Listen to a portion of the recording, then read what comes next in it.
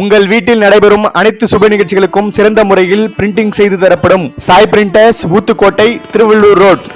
போந்தவாக்கம் ஊராட்சியில் இந்தியா கூட்டணி சார்பில் தீவிர வாக்கு சேகரிப்பு.